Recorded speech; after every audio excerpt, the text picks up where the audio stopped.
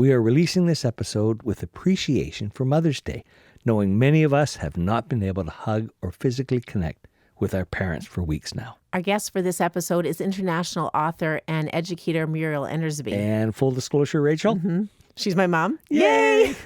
And I've only seen you, Mom, on Zoom since mid-March. So, Mom, happy Mother's Day to you. I love you, and thanks for doing this interview. And happy Mother's Day to all of you holding down the fort at home in our communities. We send this podcast to you with much appreciation and love. Thank you for listening to Family 360.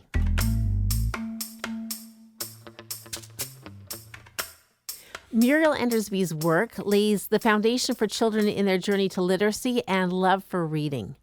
Her work has taken her all over the world, providing important groundwork for teaching and learning patterns during the early years of life.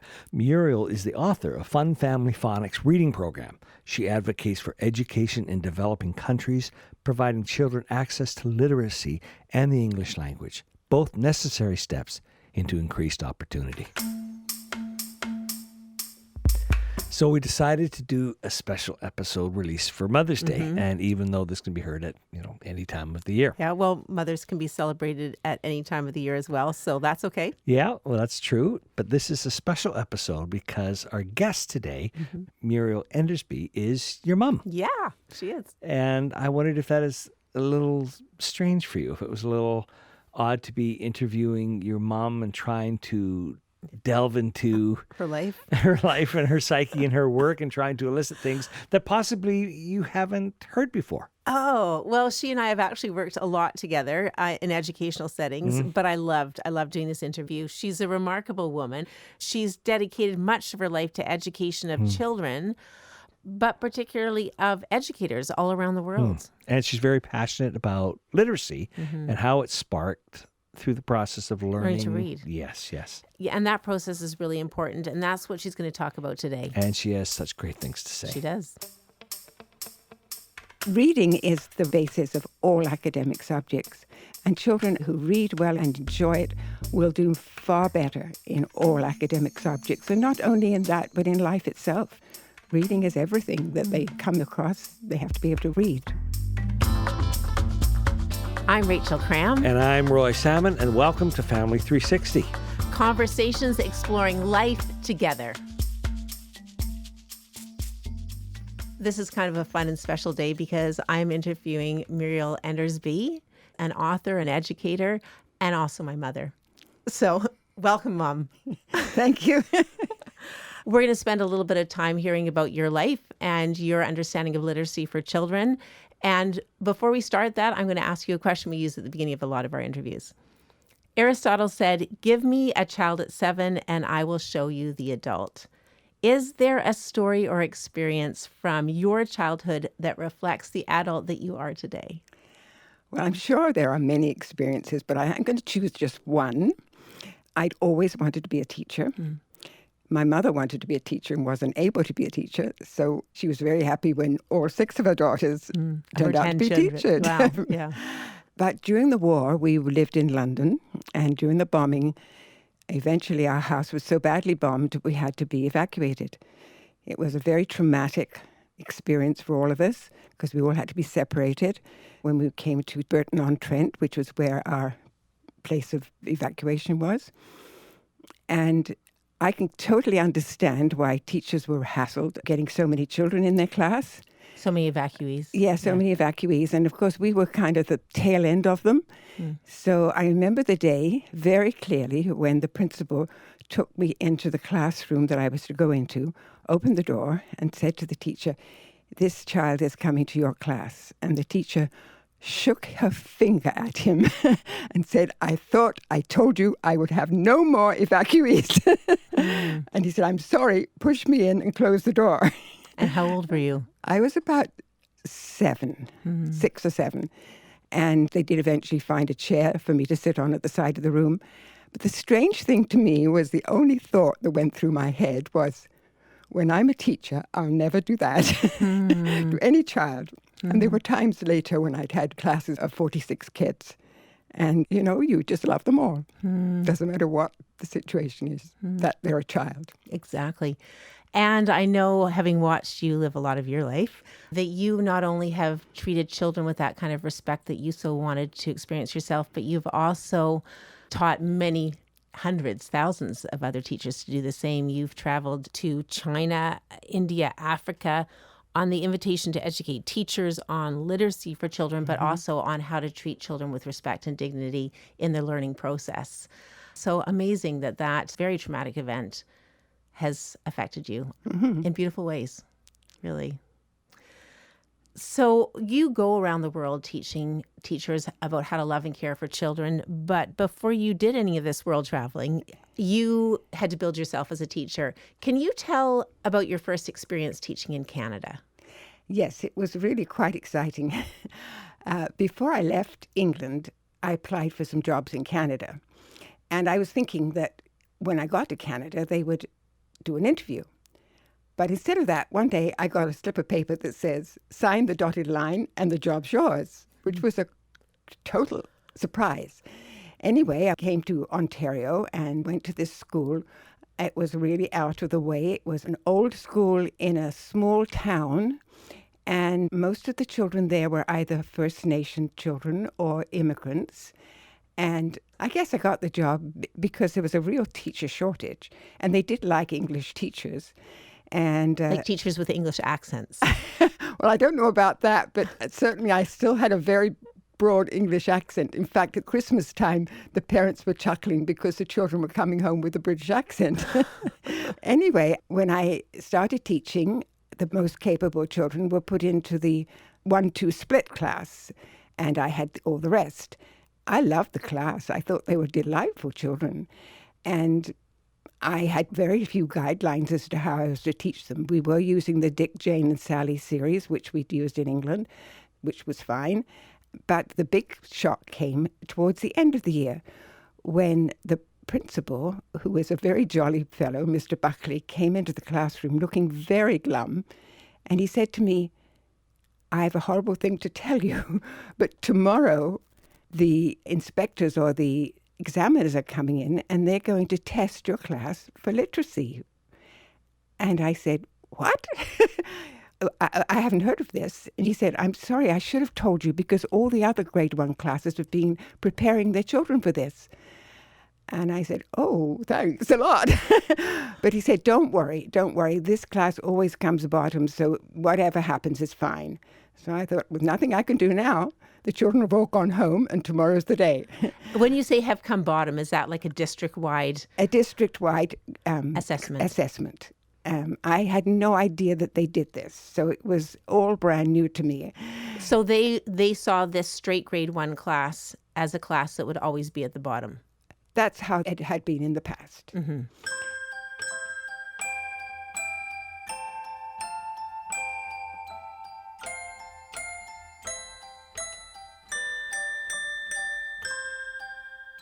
So the next day, the inspectors came into the class and they gave them something to read and then to answer comprehension questions. I was in the classroom, but I couldn't do anything. I just had to watch. And I thought, I bet my kids could probably read that. I knew what I taught them, and I probably could answer those questions reasonably well, but it sure would have been nice if I'd had the warning. So I forgot all about it. They took the papers away, and I saw nothing of it for a little while. And about 3 or 4 weeks later, my principal, Mr. Buckley, came bounding into my classroom. He could hardly speak. His face was red, and he was so excited. And he said, you'll never believe this, but your class came top in the whole district. I was just shocked. I thought there must be a mistake. But I was really happy and proud of them. I thought they've done really well, and I told them so. So what do you think made the difference? What brought a class that had typically been at the bottom to the top of the district? What was the change? Well, I think I came in with a different approach to teaching. The approach in Canada at that time was very much a teacher-centered approach. What does that mean? It meant that the teacher stood in front of the class. By the way, all of our desks were anchored to the ground, so you couldn't move them. And the teacher stood in front of the class, and the best teacher was the one where there was no sound in the classroom. Well, I hadn't been brought up with that kind of background, and I would get the children up out of their seats, come and sit on the floor in the front because there was enough space, and I would keep eye contact with them and get them to talk. They did a lot of the talking because they could answer questions and ask me questions, and this was very different from what was going on in the other classrooms. And I honestly think that this was the difference in the score results. You referred to a teacher-centered approach. So what would you call your approach? The child-centered approach, where you're thinking in terms of what do the children need? What is it that each individual child needs to learn, and how can I help them do that? And in general, Canada has moved very much towards that approach. But that story is just such a great reflection on how important approach is in teaching children literacy. Definitely. Yeah, there's no two ways about it. If children are engaged in any subject, they're going to do far better. Can you tell us a little bit, why is reading important for children? Why is literacy important? Well, reading is the basis of all academic subjects. If children read well and they enjoy it, they're far more likely to do well in not only English, but history, geography, science, even math, because they can read the materials and they enjoy doing it. It's absolutely the basis of all academic subjects. And children who read well and enjoy it will do far better in all academic subjects. And not only in that, but in life itself. Reading is everything that they come across. They have to be able to read. I've heard the saying, before grade 3, you're learning to read. After grade 3, you're reading to learn. And I think that reflects what you're saying. Yes. Yeah. Yes. Well, there's a well-known author who puts it this way. He says, a child's attitude to reading is of such importance that more often than not it determines his academic fate. Moreover, his experience in learning to read may decide how he feels about learning in general and even himself as an individual. And so often children who don't read well, if they get behind in reading, their whole self-esteem starts to fall. So our ambition is to make learning to read an exciting adventure so that kids say, I love reading. When I look at it as an adult myself, I marvel that I ever learned to read. And I've marveled every time one of my children have learned to read because it is so complex. Putting letters together, which are so abstract for children, into words and then words into sentences, it's incredible that our brain can do that. And I know that you have some marvelous techniques to take that abstract word, that abstract letter, and bring it to life for children. And I've heard you talk about a top-down approach and a bottom-up approach, and that children really need both those approaches to be able to get their mind around this really complicated task. Can you talk a little bit about those two approaches? Yes. In the school system, there's been an emphasis on one and sometimes an emphasis on the other. The pendulum kind of swings, doesn't it? Swings With back what and forth. The philosophy is at the time. That's right. The purist in the top-down approach will say that if you just read to children enough, they will pick it up. Kind of like how we acquire language. Exactly. That's what they think. But unfortunately, many children don't. And when that particular philosophy has come into the schools, we end up with many children who slip through the cracks and don't really learn to read. The top-down approach is very important because the emphasis on reading to children is very important. They need lots of exposure to lovely literature, and we have so much of it. And it's free to go and get it from libraries. But they need more than that. Now, the opposite is the bottom-up approach, where you take the smallest element of the language, which is the phoneme, which is where phonics comes from, and put those sounds into words, and words into sentences, sentences into stories, and build it that way. But it can be extremely boring. So what I have done is I have made the bottom-up approach, that's a phonics approach, really fun and interesting. But I haven't forgotten that you do need to read to children lots and lots. Probably can't read too much. So my approach is to do both at once. Do you find right now in North American schools, would you say both of those approaches are probably used? Well, the interesting thing is that when they are, children do well. But when there's a big pendulum swing after saying, we're just going to do the top-down approach. We're going to forget about phonics. You have a whole generation who are lost. They can't read. There's lots of them who can't read. So it's very important that you have both. Mm-hmm.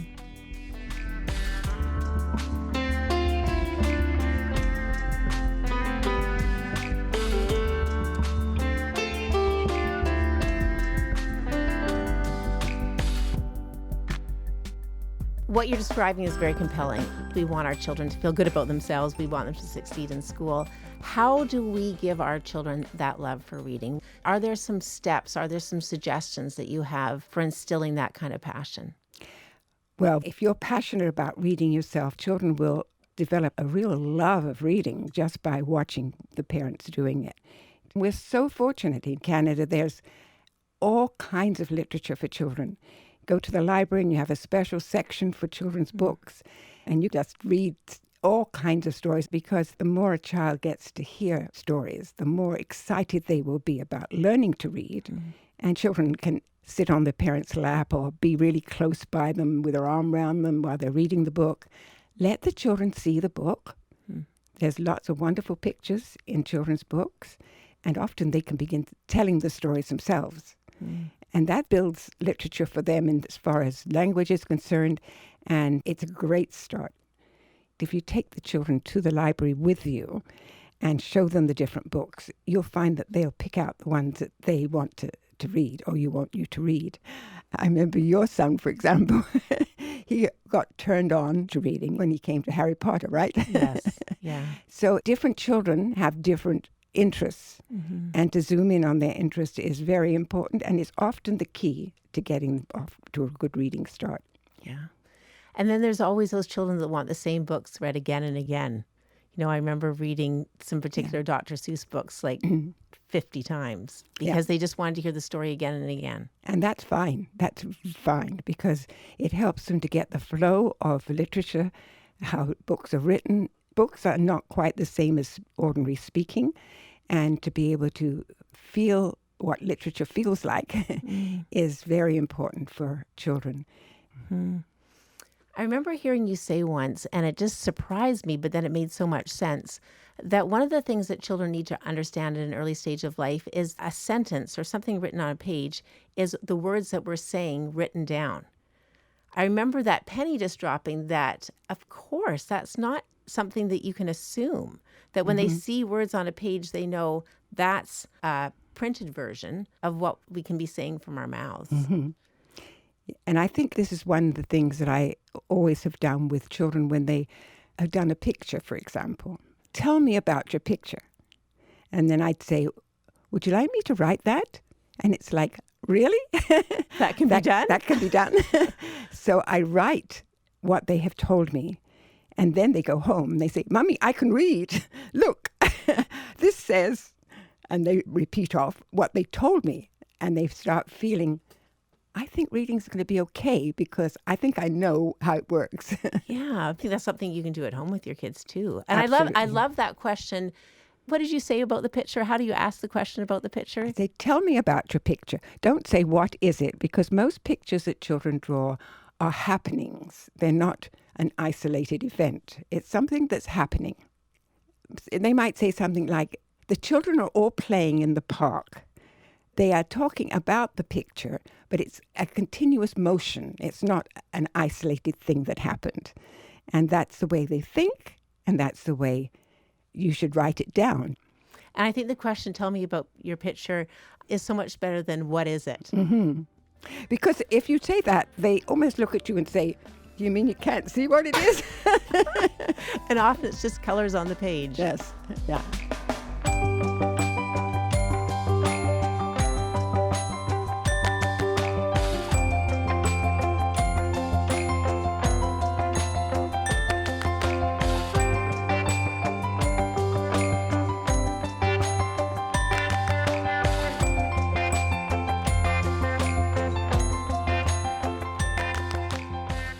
We don't acquire reading like we acquire language.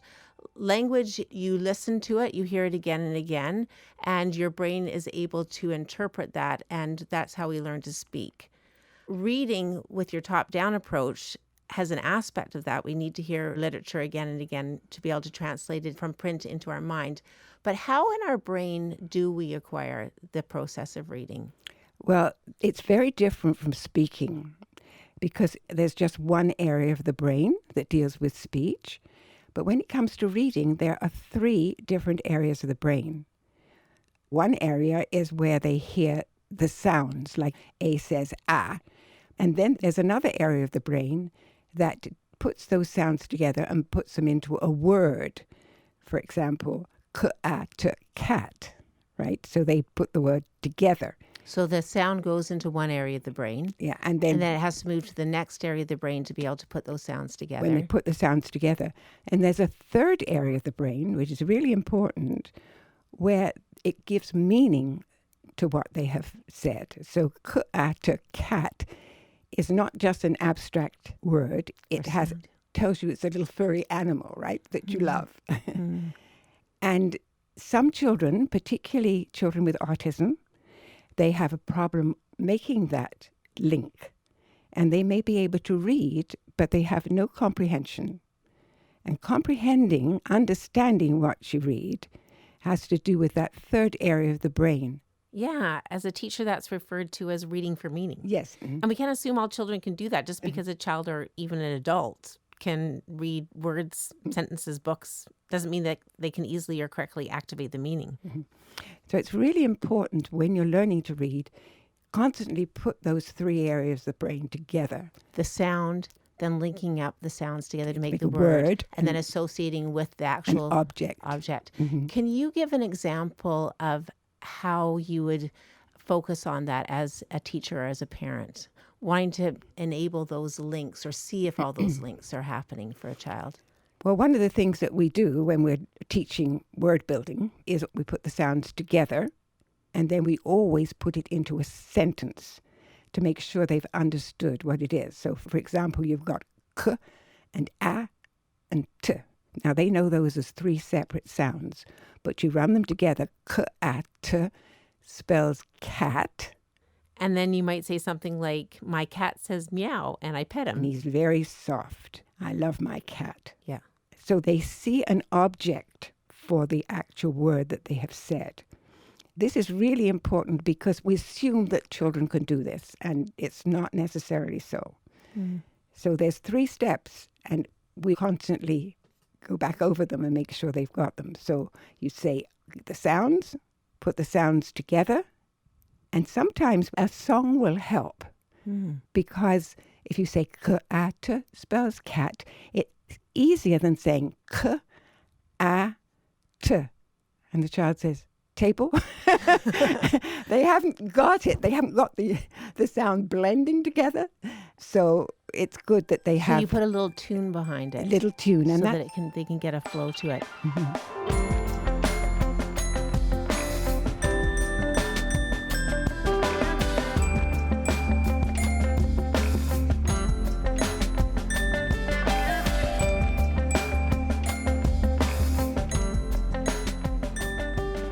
When a child's struggling to read, I think a natural question for parents is, do they have a reading disability?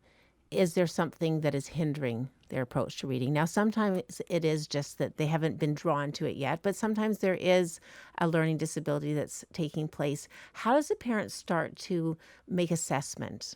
What would start to raise the warning bells for you? Well, I think if the child is in a good school and the other children are learning well and they just seem to be really not getting it, you may need to go and ask for an assessment. And first of all, of course, you need to talk with their teacher because their teacher needs to know that you are interested and you're concerned and that you would like to help. Does that make a big difference to teachers? It does. And I do think that parents need to know they are the number one teachers of their children. They sometimes that can feel a little overwhelming because I think parents don't see themselves as teachers. They kind of think they're sending their children off to school for that. I think it's really important that parents understand what the children are learning. When I'm talking about how to be a teacher, I tell them it's really important that parents are included. Particularly at the young age, the parents are really on board when it comes to helping. And it seems like it's something that they can do fairly easily, and it is. If the teacher just takes a little bit of time to explain things that they can do at home, for example, when you're learning the sounds of the letters, tell them, look around the house and see if you can find something that begins with the letter of the week. I remember one little boy going all over the house and saying, oh, I think I'll take my ball. What about my bat? I can't take the bird. Can I take the bird to school? So he was really thinking in terms of the first sound being a B sound. And parents can get involved in that. They can. And they're practicing what they've learned in school and getting excited about it. And those two things are really important when it comes to learning. And the parents are getting excited too. I remember one time a parent couldn't come to school because she was teaching elsewhere, and she sent a little boat to school with her child. And on the boat it said, "Baby brother's beautiful big blue boat." She was making it clear she was on board. And the child was too. Yeah. So to make it exciting, make a whole learning process exciting, and to get parents on board is so important. You made a comment saying that teachers respond when they see that parents are interested. How does that affect what happens for the child in their class? Well, I think more than anything else, it affects the child because home and school are together and they feel like we're all in this together and it's a fun experience. If a parent is not engaged, it shows, but you do the best you can still as a teacher. Right. How important is the learning to read journey? It is vital. I want to tell a little story. Okay. My husband and I both had to learn Latin in school. I had a horrible teacher who'd come in and say, "Okay, open your books at page number 3, decline this verb." And I thought, oh, this is so boring. On the other hand, my husband, who was here in Canada, had an excellent teacher for Latin. He loved it. He made it really come alive for him. He loved it so much that his first degree is in Latin. That really blows me away because I hated Latin. So the way a child learns anything will determine a great deal about how well they'll like it and how well they'll do at it. We have to make learning to read an exciting adventure so that children say, "I love reading." So, Muriel, as we draw this interview to a close, amidst all the responsibilities and opportunities we have with our children, is there a central message or key piece of advice you see as most important to consider as we lay a path towards literacy with our children?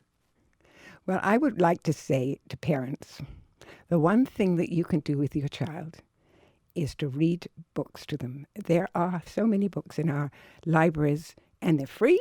Bring back a pile and read to your kids. Even once they get into reading themselves, still read to them because literacy is such an important part of our life. And if children can read well and they enjoy it, they will succeed in not only academics, but in so many other areas too. Well, thank you so much for sharing your wisdom and knowledge with us today. I enjoyed this. Really over something I'm so passionate about, learning to read. Well, you've instilled it in me, so thank you.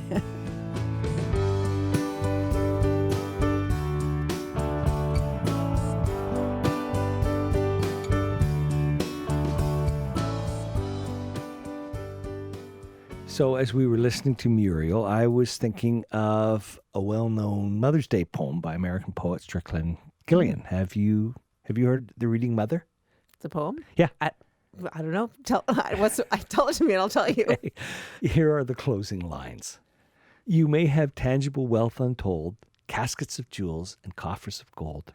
Richer than I, you can never be. I had a mother who read to me. Nice. And of course, fathers also read to their children, but this is a Mother's Day Yeah, episode. Yeah. Did you read to your kids growing up? Yeah, lots of Cat in the Hat, Dr. Seuss, Goodnight Moon, and Canada's Robert Munch. Ah, my kids loved him too. There's no app to replace your lap. What is that? 19th century Tennyson?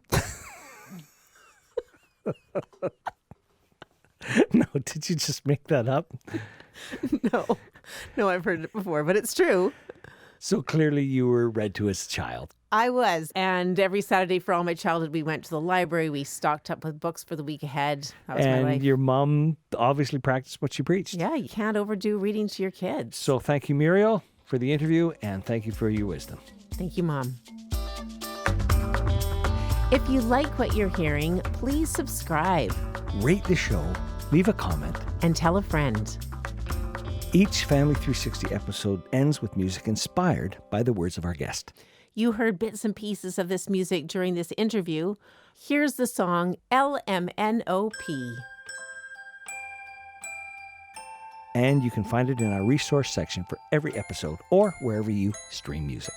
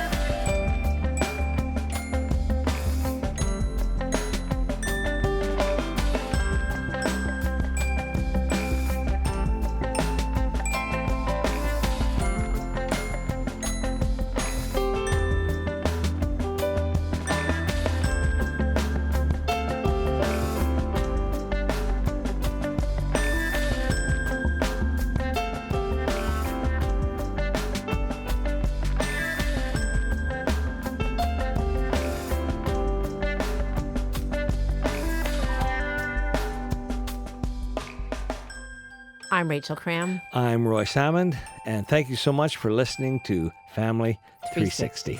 To continue these conversations, find us at Family 360 on our website, Instagram, Facebook, and Twitter. We'd love to journey with you.